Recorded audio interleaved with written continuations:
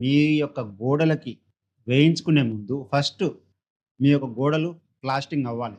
చాలా వరకు చాలామంది సింగిల్ కోట్ ప్లాస్టింగ్ చేసి పెయింట్ వేయించుకుంటున్నారు. దీనివల్ల మీకు వాటర్ లీకేజ్ అనేది చాలా వరకు ఇంట్లో రావడం జరుగుతుంది. మీరు పెయింట్ వేయించుకునే ముందే ఖచ్చితంగా ప్లాస్టర్ వర్క్ 2 కోట్స్ వేయించుకోండి. సింగిల్ కోట్‌తే కాకుండా డబుల్ కోట్ అంటే మనకు స్మూత్ ఫైన్ ఫినిషింగ్‌తో ప్లాస్టింగ్ చేయడం జరుగుతుంది. ఈ ప్లాస్టింగ్ చేసిన తర్వాతనే పెయింటింగ్ దగ్గరికి రండి. ఈ పెయింట్ వేయించుకునేటప్పుడు కూడా మీకు తెలిసిన బ్రాండ్స్ గానీ, మంచి పాపులర్ బ్రాండ్స్ కానీ వాటితో మాత్రమే వెళ్ళండి.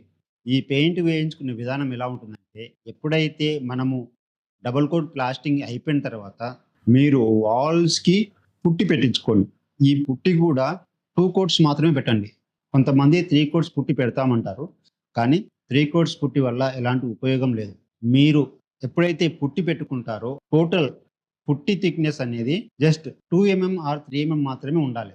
ఇంతకు మించి ఎక్కువ ఉంటే ఫ్యూచర్‌లో పుట్టి పైన మనం పెయింట్ వేసే కొద్దీ ఏమవుతుందంటే ఒక లేయర్ లాగా ఫార్మ్ అయ్యి థిక్‌నెస్‌లోకొచ్చిన తర్వాత పుట్టి అనేది పెచ్చుల్లాగా లేచిపోవడం జరుగుతుంది.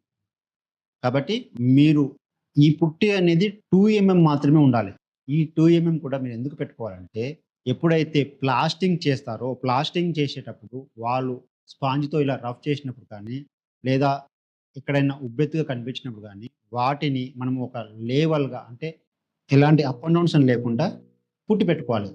మీకు కానీ ఎలాంటి అప్ అండ్ డౌన్స్ లేవు, ప్లాస్టింగ్ నీట్‌గా ఉంది అంటే డైరెక్ట్ పెయింట్ మీరు వేసేసుకోవడం మంచిది.